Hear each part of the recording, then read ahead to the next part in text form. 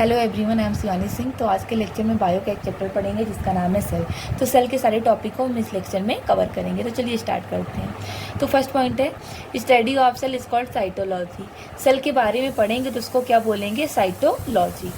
और second point है the word cell was first coined by British scientist Robert Hooke in the year 1665। Robert Hooke British scientist थे। इन्होंने 1665 में सबसे पहले सेल को डिस्कवर किया था। और वो सेल कैसी थी? डेड सेल थी जो इन्होंने डिस्कवर किया था। और 1665 में ही इन्होंने सेल वर्ड को सबसे पहले दिया था। तो दो क्वेश्चन आपके यहाँ से बनेंगे। पहला ये बनेगा फर्स्ट साइंटिस्ट कौन थे जिन्होंने सेल को डिस्कवर किया था और कब किया था? तो रॉबर्ट हुक ने किया था, 1665 में किया था। सेकंड क्वेश्चन ये होगा कि फर्स्ट साइंटिस्ट कौन थे जिन्होंने सेल वर्ड को सबसे पहले दिया था? तो रॉबर्ट हुक ने ही दिया था। थर्ड पॉइंट है cell is the basic structural and functional unit of life. जितने भी लिविंग ऑर्गेनिजम्स हैं वो किससे बनते हैं? सेल से बनते हैं। इसलिए सेल क्या है? Basic structural and functional unit of life है। फोर्थ पॉइंट है Schleiden and Schwann establish cell theory in the year 1838 to 39। Schleiden and Schwann कौन है? साइंटिस्ट हैं दोनों। इन्होंने सेल थ्योरी दिया था। तो अब सेल थ्योरी में क्या है वो पढ़ लेते हैं, उसके फीचर्स के बारे में पढ़ लेते हैं। तो फर्स्ट पॉइंट है all living organisms are composed of cell.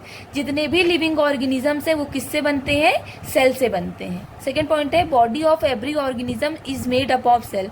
जितने भी ऑर्गेनिजम्स हैं हमारे अर्थ पर उनकी बॉडी किससे बनती है? सेल से बनती है। थर्ड पॉइंट है each cell arises from pre existing cell. मतलब इसका मतलब ये है जैसे ये सेल है, ये दोनों डिवाइड हो गई, तो ये दोनों डिवाइड हुई सेल, दो सेल बन गई। तो ये सेल अराइज कहाँ हुई? अपने पहले वाले सेल से अराइज हुई ना। तो इसका मतलब यही है। तो अब हम आगे पढ़ते हैं कि सेल कितने प्रकार के हैं। तो दो टाइप्स के हैं। एक प्रोक्रियोटिक सेल हो गया, दूसरा यूकैरियोटिक सेल हो गया। प्रोक्रियोटिक सेल किसमें पाई जाती है? जैसे वायरस हो गया, बैक्टीरिया हो गया, साइनोबैक्टीरिया हो गया। और यूकैरियोटिक सेल किसमें पाई जाती है? प्लांट्स एंड एनिमल्स में पाई जाती है। तो अब हम डिफरेंस पढ़ लेते हैं प्रोक्रियोटिक सेल और यूकैरियोटिक सेल में। तो फर्स्ट डिफरेंस है size of cell is generally small. जो प्रोक्रियोटिक सेल होती है इसकी साइज हमेशा स्मॉल ही होती है। वहीं यूकैरियोटिक सेल की साइज कैसी होती है? Size of cell is generally large. इसकी लार्ज होती है। यूकैरियोटिक सेल की साइज क्या होती है? लार्ज होती है। सेकेंड पॉइंट है nucleus present but not well developed. Prokaryotic cell में न्यूक्लियस तो प्रेजेंट रहता है पर वो डेवलप्ड सही से नहीं रहता है।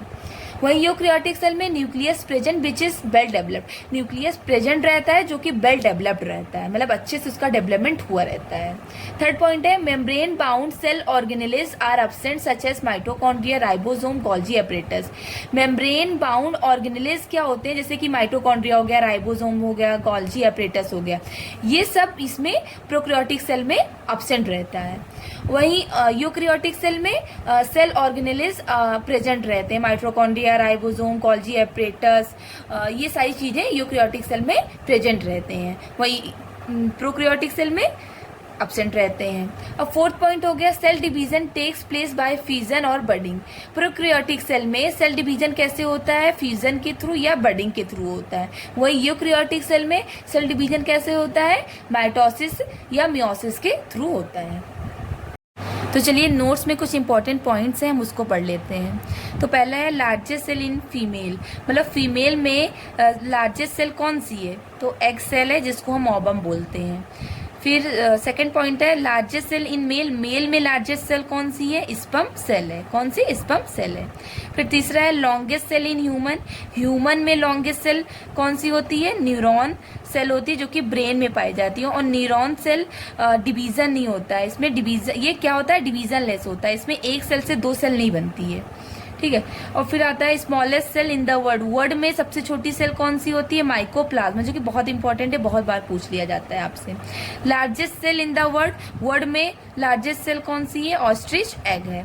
हाई रिजनरेशन पावर किसके पास, कौन सी सेल के पास होती है? तो लिवर सेल होती है। लिवर सेल ऐसी होती है कि बहुत जल्दी अपने आप को रीजनरेट करती है। मतलब एक सेल से दो सेल, दो सेल से तीन सेल, मतलब बहुत जल्दी ही रीजनरेट करती है अपने आप को। अब हम आगे बढ़ते हैं। जैसे आप देखिए सेल बनता है, पहले सेल बनेगा, फिर सेल डिवीजन होगा तो सेल का एक ग्रुप बनेगा, फिर ग्रुप बनने के बाद टिश्यू बन जाएगा, टिश्यू बनने के बाद ऑर्गन बनेगा, ऑर्गन के बाद क्या बन जाएगा? ऑर्गेनिज्म बन जाएगा।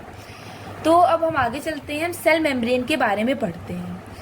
तो फर्स्ट पॉइंट है it is also called plasma और प्रोटेक्टिव लेयर। इसको हम क्या प्लाज्मा मेम्ब्रेन और प्रोटेक्टिव लेयर भी कहते हैं। सेल मेम्ब्रेन को क्या प्लाज्मा मेम्ब्रेन या प्रोटेक्टिव लेयर भी कहते हैं। It is present in the outer covering of animal cell. जो एनिमल सेल होता है, जैसे आप मान लीजिए एनिमल सेल है, तो ये इसका आउटर कवरिंग होता है, मतलब ये जो बाहर का जो कवरिंग होता है इसको क्या कहते हैं, सेल मेम्ब्रेन ही बोलते हैं। अब आगे बढ़ते हैं। In plant cell it is found within cell wall. अब प्लांट सेल में जैसे कि मान लीजिए ये प्लांट सेल है, ये सेल है, प्लांट सेल है, फिर उसके बाद सेल मेम्ब्रेन आता है, उस फिर सेल मेम्ब्रेन के बाहर क्या आता है, सेल वॉल आता है। तो इसमें यही बताया गया है कि it is found within cell wall, मतलब सेल वॉल के बीच में पाया जाता है। तो ये बाहर वाला क्या हो गया, सेल वॉल हो गया, और ये क्या हो गया, सेल मेम्ब्रेन हो गया। तो मतलब सेल वॉल के बीच में पाया जा रहा है ना, तो यही डिफरेंस होता है। मतलब प्लांट सेल में सेल वॉल के बीच में सेल मेम्ब्रेन पाया जाता है, और एनिमल सेल में मतलब सबसे बाहर ही पाया जाता है सेल मेम्ब्रेन। तो यही डिफरेंस है दोनों में। अब आगे बढ़ते हैं। Cell membrane is mainly composed of lipids and protein. आपसे पूछ लिया जाता है कि सेल मेम्ब्रेन किससे बनता है, तो लिपिड्स और प्रोटीन से बनता है। तो सेल मेम्ब्रेन कैसी होती है, थिन होती है, elastic, living, double layer membrane. मतलब ये बहुत पतली सेल मेम्ब्रेन होती है, इलास्टिक होती है, लिविंग होती है और डबल लेयर मेम्ब्रेन होती है। मतलब ये मेम्ब्रेन डबल लेयर से बनी होती है। अब इसका फंक्शन क्या होता है, it regulates movements of molecule inside and outside of the cell. मतलब इसका मतलब ये है कि जैसे कि ये हमारा सेल हो गया और इसकी ये मेम्ब्रेन है, सेल मेम्ब्रेन है, तो डबल लेयर होती है। तो ये सेल मेम्ब्रेन क्या करती है, ये रेगुलेट्स करती है कि ये कौन से मॉलिक्यूल सेल के बाहर से अंदर जाएंगे और सेल के अंदर से कौन से मॉलिक्यूल बाहर आएंगे। तो ये रेगुलेट करती है, इसका फंक्शन यही होता है। चलिए तो आगे बढ़ते हैं। अब प्रोटोप्लाज्म पढ़ते हैं। The whole fluid present inside plasma membrane is protoplasm. अब जो प्लाज्मा मेम्ब्रेन ने भी पीछे पढ़ा, प्लाज्मा मेम्ब्रेन के अंदर प्रोटोप्लाज्म रहता है। तो प्रोटोप्लाज्म होता क्या है, प्रोटोप्लाज्म क्या होता है, फ्लूइड होता है, और ये प्लाज्मा मेम्ब्रेन के अंदर प्रेजेंट रहता है। तो जो फ्लूइड प्लाज्मा मेम्ब्रेन के अंदर प्रेजेंट रहता है तो उसको क्या कहते हैं, प्रोटोप्लाज्म कहते हैं। The name protoplasm is given by पुरकिंजे in 1839। Protoplasm word किसने दिया था, पुरकिंजे साइंटिस्ट ने दिया था 1839 में। आपको पता होना चाहिए, पूछ लिया जाता है आपसे। थर्ड पॉइंट है protoplasm is made up of various chemical substances like water, iron, salt and organic molecule. अब प्रोटोप्लाज्म क्या है, फ्लूइड है जो कि प्लाज्मा मेम्ब्रेन के अंदर प्रेजेंट रहता है। तो ये प्रोटोप्लाज्म बनता किससे है, किस किस चीज़ों से मिलके, वाटर हो गया, आयंस हो गया, सॉल्ट हो गया एंड ऑर्गेनिक मॉलिक्यूल्स हो गए। अब प्रोटोप्लाज्म दो पार्ट में डिवाइड कर दिए गए हैं, एक साइटोप्लाज्म, एक न्यूक्लियोप्लाज्म। अब साइटोप्लाज्म में क्या होता है, the fluid found outside the nuclear membrane. जैसे कि ये हमारा सेल हो गया, ठीक है, और फिर उसके बाद इसकी ये लेयर हो गई है सेल मेम्ब्रेन, सेल मेम्ब्रेन ये हो गई। अब सेल के अंदर हमें पता है कि न्यूक्लियस प्रेजेंट रहता है। अब न्यूक्लियस की भी लेयर होती है, क्या होता है, न्यूक्लियस की भी लेयर होती है। जैसे सेल में लेयर होता है सेल मेम्ब्रेन, वैसे न्यूक्लियस में भी न्यूक्लियस की भी एक लेयर होती है जिसको हम क्या बोलते हैं, न्यूक्लियर मेम्ब्रेन। तो जो न्यूक्लियर मेम्ब्रेन के बाहर जो फ्लूइड हमारा प्रेजेंट है उसको क्या बोलेंगे, साइटोप्लाज्म बोलेंगे, साइटोप्लाज्म। और जो न्यूक्लियस के अंदर फ्लूइड प्रेजेंट है उसको क्या बोलेंगे, न्यूक्लियोप्लाज्म, न्यूक्लियोप्लाज्म। तो वही इसमें लिखा है cytoplasm. The fluid found outside the nuclear membrane, मतलब न्यूक्लियर मेम्ब्रेन के बाहर जो मतलब फ्लूइड प्रेजेंट है तो उसको क्या बोलेंगे, साइटोप्लाज्म। और न्यूक्लियोप्लाज्म में क्या है, the fluid found inside the nuclear membrane, और न्यूक्लियर मेम्ब्रेन के अंदर जो फ्लूइड प्रेजेंट है उसको क्या बोलेंगे, न्यूक्लियोप्लाज्म। और 80% ऑफ प्रोटोप्लाज्म इज वाटर। और प्रोटोप्लाज्म के अंदर क्या 80% वाटर ही। अब हम माइटोकॉन्ड्रिया के बारे में पढ़ लेते हैं। फर्स्ट पॉइंट है discovered by Altmann in the year 1886। मतलब इसको डिस्कवर किसने किया था, अल्टमन ने किया था, 1886 में किया था।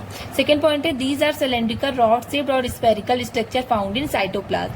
माइटोकॉन्ड्रिया का शेप कैसा हो सकता है, सिलेंड्रिकल हो सकता है, रॉड शेप्ड हो सकता है या स्फेरिकल हो सकता है। और माइटोकॉन्ड्रिया कहाँ मिलता है, साइटोप्लाज्म में। आपसे ऐसे पूछ लिया जाएगा सेल में माइटोकॉन्ड्रिया कहाँ प्रेजेंट होता है, तो साइटोप्लाज्म में प्रेजेंट होता है। तीसरा पॉइंट पॉइंट है, it is surrounded by double layered membrane, inner membrane and outer membrane.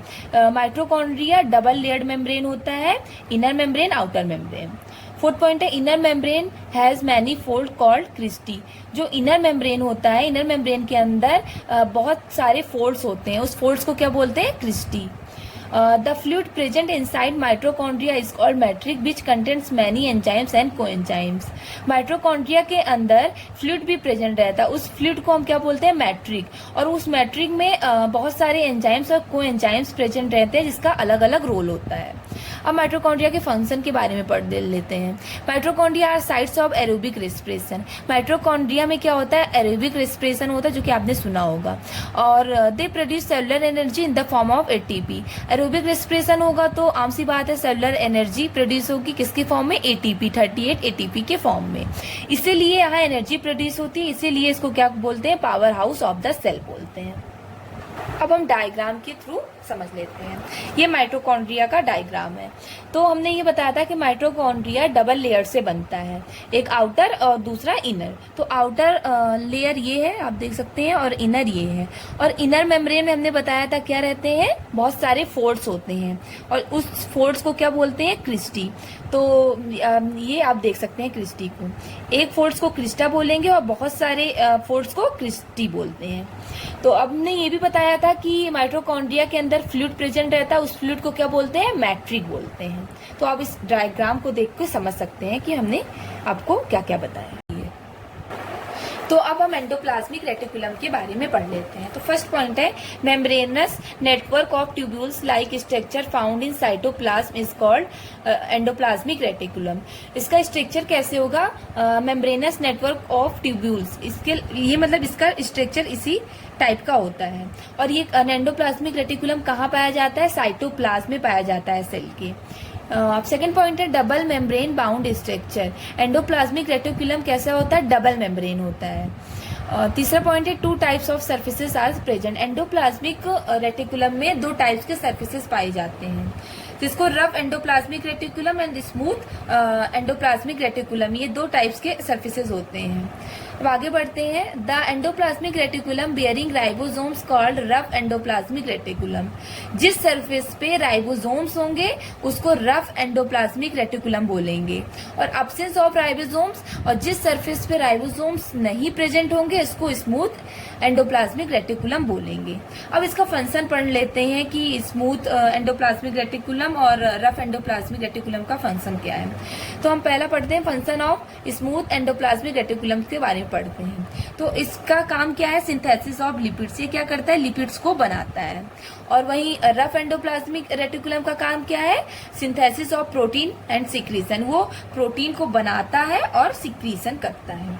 तो हम अब इसको डायग्राम के थ्रू आपको समझा देते हैं। तो आप एंडोप्लाज्मिक रेटिकुलम का डायग्राम देख सकते हैं। ये आप देख सकते हैं ट्यूब्यूल्स लाइक स्ट्रक्चर है, जो कि हमने बताया था कि इसका स्ट्रक्चर कैसे होता है? ट्यूब्यूल्स लाइक स्ट्रक्चर होता है, जो कि आप देख सकते हैं। और हमने ये बताया कि दो सरफेसेस होते हैं, जिस सरफेस पे राइबोसोम प्रेजेंट रहते हैं उसको हम रफ एंडोप्लाज्मिक रेटिकुलम बोलते हैं, जो कि आप देख सकते हैं राइबोसोम प्रेजेंट है इसलिए इसको रफ एंडोप्लाज्मिक रेटिकुलम बोलेंगे। और जिस सरफेस पे राइबोसोम नहीं प्रेजेंट है उसको क्या बोलेंगे? स्मूथ एंडोप्लाज्मिक रेटिकुलम बोलते हैं। तो आप इसको अच्छे से देख सकते हैं, मतलब डायग्राम को अच्छे से देख के आप समझ सकते हैं। तो हम सेंट्रोसोम पढ़ लेते हैं। इसको डिस्कवर किसने किया था? बोबरी ने किया था। और main function is regeneration of cell. इसका मेन फंक्शन क्या है? सेल को रीजनरेट करना, मतलब सेल को डिवाइड करना। तो इसका मेन फंक्शन क्या है? Regeneration of cell. तो it is found mostly in liver cell. Liver cell में सेंट्रोसोम बहुत पाया जाता है, इसलिए हमने पहले बताया था कि लिवर सेल बहुत तेज से डिवाइड करती है। उसके बाद लिवर सेल के बाद रीजनरेट करने की बहुत पावर होती है। तो सेंट्रोसोम सबसे ज़्यादा लिवर सेल में पाई जाती है, इसलिए लिवर सेल के पास बहुत ज़्यादा पावर होती है रीजनरेट करने की। वहीं न्यूरॉन सेल में पाई ही नहीं जाती है, सेंट्रोसोम पाया ही नहीं जाता है, इसीलिए न्यूरॉन सेल हमने क्या बताया था कि वो डिवाइड ही नहीं होती है। और न्यूरॉन सेल कहाँ पाई जाती है? ब्रेन में पाई जाती है। और न्यूरॉन सेल डिवाइड नहीं होती है। क्यों नहीं होती है? क्योंकि उसमें सेंट्रोसोम नहीं पाया जाता है। अब हम पढ़ लेते हैं सेंट्रोसोम। फर्स्ट पॉइंट है डिस्कवर्ड बाय बोबरी, इसको डिस्कवर किसने किया था? बोबरी जी ने किया था। सेकंड पॉइंट है main function is regeneration of cell, इसका मेन फंक्शन क्या है? सेल को रीजनरेट करना, मतलब सेल को डिवाइड करना। तीसरा पॉइंट है it is mostly found in liver cell, liver cell में सबसे ज़्यादा सेंट्रोसोम पाया जाता है, इसलिए लिवर सेल के पास बहुत ज़्यादा पावर होती है अपने आप को रीजनरेट करने की। लास्ट पॉइंट है it is not found in neuron cell, neuron cell में सेंट्रोसोम पाया ही नहीं जाता है, इसलिए न्यूरॉन सेल अपने आप को डिवाइड नहीं कर पाती है। आपसे ऐसे क्वेश्चन पूछ लेंगे न्यूरॉन सेल क्यों डिवाइड नहीं होती? क्योंकि उसमें सेंट्रोसोम नहीं पाया जाता है। ठीक है, और न्यूरॉन सेल कहाँ पाई जाती है? हमारे ब्रेन में पाई जाती है। अब हम राइबोसोम्स पढ़ लेते हैं। राइबोसोम्स को किसने डिस्कवर किया था? प्लाडे जी ने डिस्कवर किया था। सेकंड पॉइंट है small granules like structure found attach to the endoplasmic reticulum, इसका स्ट्रक्चर कैसा होता है? स्मॉल ग्रेन्यूल्स लाइक स्ट्रक्चर होता है और ये अटैच किससे रहता है? एंडोप्लाज्मिक रेटिकुलम से, रेटिकुलम के ऊपर ये प्रेजेंट रहता है। और ये बनता किससे? It is made up of RNA, ribosomes किससे बनता है? आरएनए से बनता है। तो राइजोसोम्स को हम प्रोटीन फैक्ट्री भी बोलते हैं। प्रोटीन फैक्ट्री क्यों बोलते हैं? क्योंकि राइजोसोम प्रोटीन को सिंथेसिस करता है, प्रोटीन को बनाता है, इसलिए उसको प्रोटीन फैक्ट्री भी कहते हैं। अब राइजोसोम्स दो टाइप्स के होते हैं, 80S और 70S। तो यूकैरियोटिक सेल में जो पाया जाता है वो 80S पाया जाता है, और जो प्रोकैरियोटिक सेल में पाया जाता है उसको क्या बोलते हैं? 70S। तो S का मतलब क्या होता है? यहाँ आगे पढ़ते हैं। Here S Svedberg unit, S का मतलब क्या है? Svedberg unit stands for the sedimentation coefficient, it is indirectly a measure of density and size. Svedberg unit S का मतलब होता है जो कि स्टैंड करता है सेडिमेंटेशन कोफिशिएंट। सेडिमेंटेशन कोफिशिएंट का मतलब क्या होता है? कि किसी चीज की डेंसिटी और साइज को नापना। तो जैसे हम एग्जांपल ले लेते हैं, जैसे कि मान लेते हैं लिक्विड है, मतलब वाटर है, और उस लिक्विड में हम दो चीज़ डालते हैं। तो जो चीज़ पहले गिर जाएगा वाटर में उसका हम मान लेंगे कि डेंसिटी और साइज ज़्यादा है, और जो चीज़ वाटर में बाद में गिरेगा वो हम मान लेंगे उसकी डेंसिटी और साइज कम है। तो 80S की डेंसिटी और साइज बड़ी होती है, इसलिए उसको 80S बोलते हैं, और 70S की साइज और डेंसिटी कम होती है, इसलिए इसको 70S बोलते हैं। तो अब हम आगे बढ़ते हैं। तो हम आपको डायग्राम के थ्रू दिखा सकते हैं राइबोसोम्स कहाँ प्रेजेंट है। आपने पढ़ा राइबोसोम्स एंडोप्लाज्मिक रेटिकुलम के ऊपर प्रेजेंट रहता है। तो आप देख सकते हैं एंडोप्लाज्मिक रेटिकुलम है और राइबोसोम कहाँ प्रेजेंट है, ये देख सकते हैं, ये राइबोसोम प्रेजेंट है एंडोप्लाज्मिक रेटिकुलम के सरफेस पे। अब वैक्यूल्स के बारे में पढ़ लेते हैं। फर्स्ट पॉइंट है it is present in both plants and animal cell. ये वैक्यूल्स जो रहता है ये एनिमल और प्लांट सेल दोनों में प्रेजेंट रहता है। But it is small in animal and large in plant. But animal cell में ये बहुत छोटा होता है, वहीं प्लांट में बहुत बड़ा होता है, इसका साइज बहुत बड़ा होता है प्लांट में। अब इसका फंक्शन पढ़ लेते हैं। Storage of water and maintain water balance. ये वैक्यूल्स का काम क्या होता है? प्लांट सेल और एनिमल दोनों में ये वाटर को स्टोरेज किया रहता है और वाटर के बैलेंस को मेंटेन किया रहता है। ये ना हो कि कहीं बॉडी में पानी ज़्यादा हो जाए और कहीं पानी बहुत कम हो जाए, ऐसा नहीं है। उसको क्या किया रहता है? मेंटेन किया रहता है वाटर बैलेंस को। ठीक है, जितना पानी बॉडी को नीड्स होती है उतना ये वैक्यूल्स प्रोवाइड कर देता है, और जो बचा हुआ रहता है वो वैक्यूल्स अपने आप में ये स्टोरेज कर लेता है। फिर लास्ट पॉइंट है in plant cell the vacuoles can occupy up to 90% of the vacuole of the cell. हमने क्या बताया था कि प्लांट सेल में वैक्यूल्स का साइज बहुत बड़ा होता है, तो प्लांट सेल में 90% एरिया वैक्यूल्स ही लिया रहता है। तो हम सेल वॉल के बारे में पढ़ेंगे। तो in plant cell there is a rigid cell wall which is non living. Plant cell में सेल वॉल पाया जाता है जो कि कैसी होती है? सेल वॉल नॉन लिविंग होती है। सेकंड पॉइंट है it is made up of cellulose, pectin, chitin and lignin. ये किससे बनता है? सेलोज से, पेक्टिन, काइटिन या लिग्निन से। थर्ड पॉइंट है it provides shape and rigidity to the cell. ये क्या, इसका काम क्या है? सेल को शेप देना, मतलब उसको एक स्ट्रक्चर देना और सेल को रिजिडिटी बनाना। It provides protection from the external environment. इसका ये भी काम है कि एक्सटर्नल एनवायरनमेंट से सेल को कवर करना। Last it is only present in plants. Cell wall animal cell में नहीं पाया जाता है, प्लांट्स में पाया जाता है। और कुछ एक्सेप्शन है, जैसे कि cell wall of bacteria is made of peptidoglycan. Bacteria में भी पाया जाता है सेल वॉल, और बैक्टीरिया के सेल वॉल को हम क्या बोलेंगे? पेप्टोग्लाइकन बोलेंगे। क्या बोलेंगे? पेप्टोग्लाइकन। तो अब हम न्यूक्लियस के बारे में पढ़ लेते हैं। न्यूक्लियस को डिस्कवर किसने किया था? रॉबर्ट ब्राउन जी ने किया था। तो फर्स्ट पॉइंट पढ़ते हैं। The nucleus is a double membrane organelles that content the genetic material DNA and RNA. Nucleus क्या है? डबल मेम्ब्रेन ऑर्गेनेलिज है। और न्यूक्लियस क्या कंटेंट करता है? Genetic material. जेनेटिक मटेरियल हमारा क्या होता है? डीएनए आरएनए होता है। सेकेंड पॉइंट है the outer membrane called nuclear membrane. हमने क्या बताया अभी ऊपर कि ये डबल मेम्ब्रेन होता है, और जो आउटर मेम्ब्रेन होता है उसको क्या बोलते हैं? न्यूक्लियर मेम्ब्रेन बोलते हैं। Pores are present in the nuclear membrane which allows for the selective passage of certain molecules such as protein and nucleic acid into and out of the nucleus। अब इसमें ये बताया गया न्यूक्लियर मेम्ब्रेन जो होता है, न्यूक्लियर मेम्ब्रेन के ऊपर पोर्स प्रेजेंट रहते हैं। पोर्स मतलब कुछ छेद प्रेजेंट रहते हैं, और इस पोर्स का काम क्या होता है कि मतलब कौन से सब्सटेंस न्यूक्लियस के बाहर जाएंगे और कौन से सब्सटेंस न्यूक्लियस के अंदर आएंगे। कुछ सब्सटेंस जैसा हो सकता है जैसे कि प्रोटीन हो सकता है, न्यूक्लिक एसिड हो सकता है, ये सारी चीज़ें। और न्यूक्लियस को हम क्या बोलते हैं? मास्टर ऑफ द सेल भी कहते हैं। न्यूक्लियस ही सारी चीज़ों को कंट्रोल करता है कि मतलब सेल में कौन सा काम होगा, कौन सा काम नहीं होगा, वो न्यूक्लियस ही कंट्रोल करता है, इसलिए इसको मास्टर ऑफ द सेल कहा जाता है। अब आप ये न्यूक्लियस का स्ट्रक्चर देख सकते हैं। और हमने क्या बताया था कि जो न्यूक्लियस होता है वो डबल लेयर्ड मेम्ब्रेन होता है। उसके आउटर कोरिंग को क्या बोलते हैं? न्यूक्लियर मेम्ब्रेन बोलते हैं। न्यूक्लियर मेम्ब्रेन पे न्यूक्लियर पोर प्रेजेंट रहता है, ये भी हमने आपको बताया था। और इस न्यूक्लियर पोर का काम क्या होता है कि कौन से सब्सटेंस न्यूक्लियस के बाहर जाएंगे और कौन से सब्सटेंस न्यूक्लियस के अंदर आएंगे।